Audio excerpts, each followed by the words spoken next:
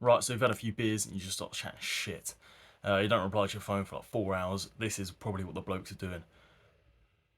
That is what this video is about. What is likely to exist more, dragons or unicorns? Dragons. Why is that?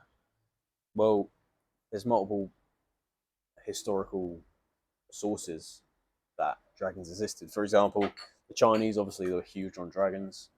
Um, Plus, I think the Romans had some drawings of dragons. I think the Egyptians had drawings of dragons, and they were all geographically placed different. So there's no way that the Chinese and the fucking Egyptians communicated to say, "Oh yeah, we'll just make up dragons." Doesn't Yeah, make yeah. sense. So But then the thing with the Chinese dragons, that's kind of myth of not such as a dragon, such as like the massive flying thing in the sky, but more of such a lizard that could hover or could glide off of trees like a flying squirrel yeah, and shoot acid. So it didn't even, and the acid burnt obviously like a flame. So that's where the Chinese myth came from, I believe. But then the Romans, yeah, to be fair, I think that was quite a few years later. yeah, That was after the fucking Chinese. So yeah. And even if it was at the same period, there's no way those two kind of areas would have communicated with each other. I reckon the Chinese, yeah, And if they did, it would be very little, and they wouldn't pick up dragons, if anything. yeah, good myth. Yeah. Yeah. But what about the unicorn things? I don't know fuck all about them because I never really researched it. But surely there would have been like some sort of mutation that occurred that had a certain species where a reindeer might have had a single horn or something along them lines. Horse. Yeah, or horse in it. Horse. Um, yeah, I haven't really looked into unicorns. They don't really interest me. It's just like gay little horses with horns, Horny like, cunts. and they apparently fly. Which, Nah, but that's then you come on bullshit. to the Pegasus, basically a unicorn. No, I think that's fucking bollocks, mate. The dragon would win. Like, no, okay. The realistic expectations of a fucking horse with wings or a fucking lizard with wings, Yeah, I'm gonna go with the fucking lizard all the time. Like, it's not yeah. gonna be a fucking dragon such as like like a fucking Game of Thrones kind of shit.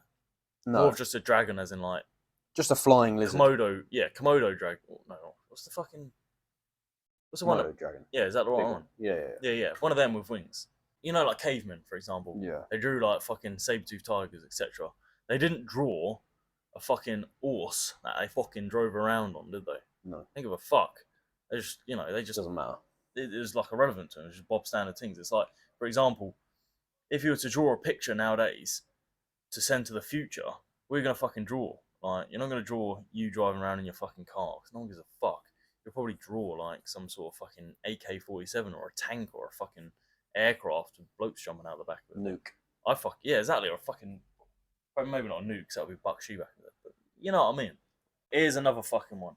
Would you rather have to fight the Viking army or Norwegians, Mm-hmm. or not Norwegians, the fucking Great Viking Danish. army, Yeah. Danish, yeah, yeah, Scandinavian army, or would you prefer to scrap the Persian army?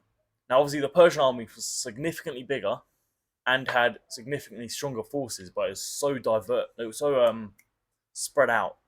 It was very hard to fight as a singular force. Whereas the Viking army, it was a lot smaller than the Persian army, but however, it was more concentrated.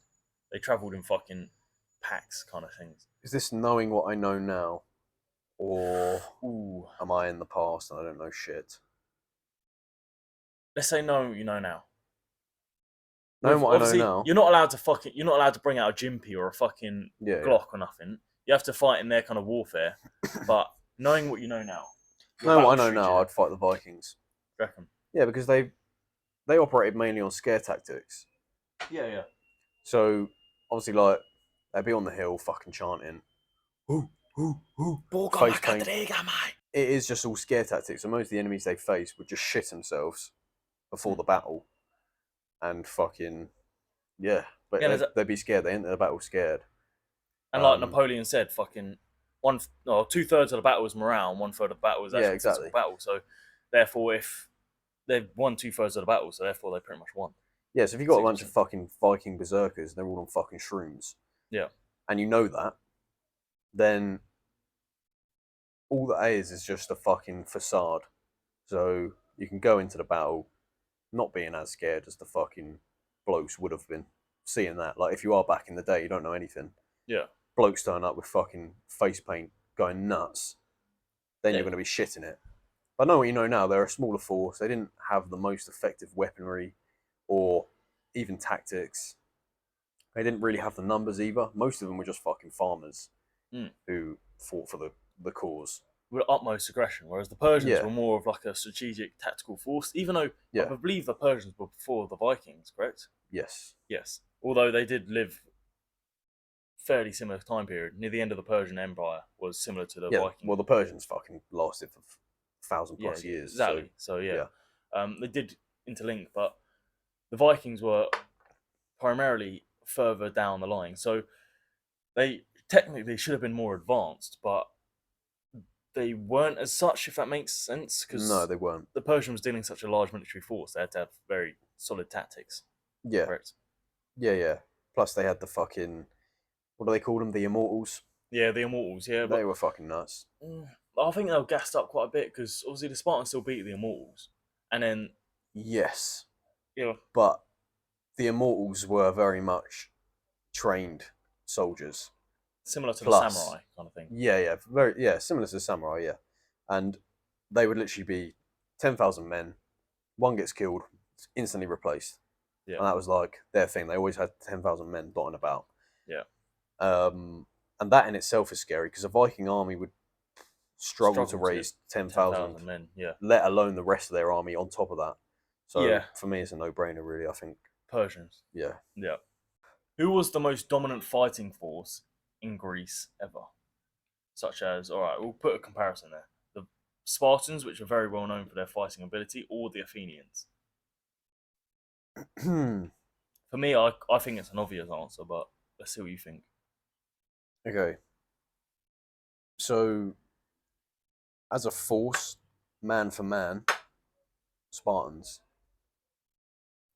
Yeah. But the Athenians, for one, they have more men, a lot more. Yep. Spartan was just a small community, really. It was just a city that they fucking raised these dominant fighters. The Athenians were almost the whole of Greece, apart from Sparta. So the Athenians obviously had the naval capabilities as well, Yep. which Massive. instantly Massive. instantly puts them.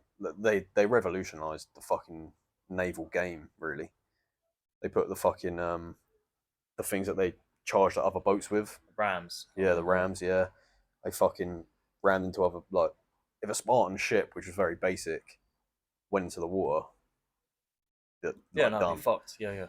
Um, but if you are talking man for man, it would be Spartans because they were just warriors, trained from birth. Yeah. In hand to So hand combat, an Athenian versus a Spartan, from my knowledge, a Spartan fucking conquer that. yeah, But then coming as, like you said, a general force, yeah. Well, Athens. yeah.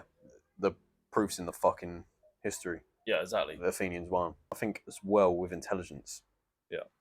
Like, the Athenians birthed some of the great Greek philosophers. Mm.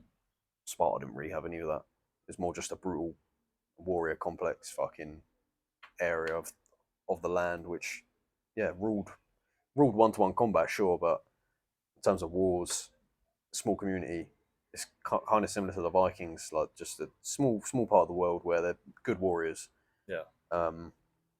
But that's They kind of they what they take the have. respect. They take the respect for Yeah, like being such a good warrior, but like the fact that there is a fucking world out there that they got to fucking fight and yeah, and they never really expanded Sparta. from No, they from didn't. Sparta. It was just Sparta, and they wanted to rule No, but that that was land. mainly because the Athenians already fucking owned everything. So it Yeah, was exactly. they So didn't really want that much of a civil war. Because I know yeah, there was somewhat a civil war, but yeah, like the Peloponnesian War was, yeah, exactly. it was a big thing, but it was also not too much of a big thing because Per- Sparta really never went anywhere. yeah, exactly. They just held their fucking Yeah. ground, didn't it?